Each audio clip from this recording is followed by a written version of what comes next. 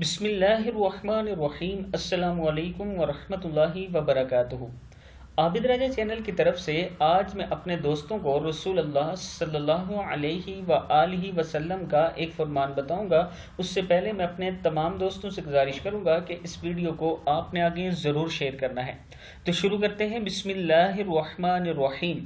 رسول اللہ صلی اللہ علیہ وآلہ وسلم نے فرمایا، ایک صحابی نے نبی اکرم صلی اللہ علیہ وآلہ وسلم سے شکایت کی کہ فلاں شخص مجھ سے نفرت کرتا ہے۔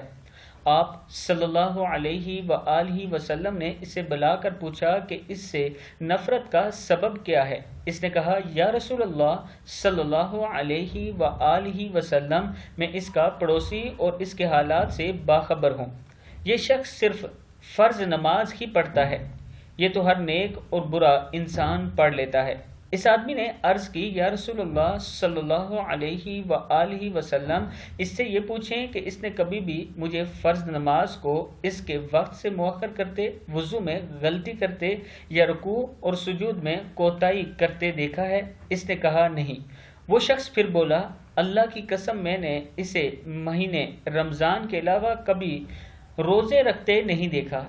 اس مہینے میں تو ہر نیک اور بد روزے رکھ لیتا ہے۔ اس آدمی نے کہا، یا رسول اللہ صلی اللہ علیہ وآلہ وسلم، اس سے پوچھیں کہ کیا اس نے کبھی مجھے اس مہینے میں روزے کا ناغہ کرتے دیکھا ہے، یا میں نے اس کا حق ادا کرنے میں کبھی کمی کی ہے؟ اس نے جواب دیا، نہیں۔ اس شخص نے پھر اعتراض کیا کہ اللہ کی قسم، میں نے اسے کبھی کسی سائل کو کچھ دیتے ہوئے نہیں دیکھا، اور میں نے اسے اپنے مال میں اللہ کے راستے میں کچھ خرچ کرتے ہوئے بھی نہیں دیکھا، سوائے اس زکوٰۃ کے جو نیک اور فاجر سبھی لوگ ادا کر لیتے ہیں۔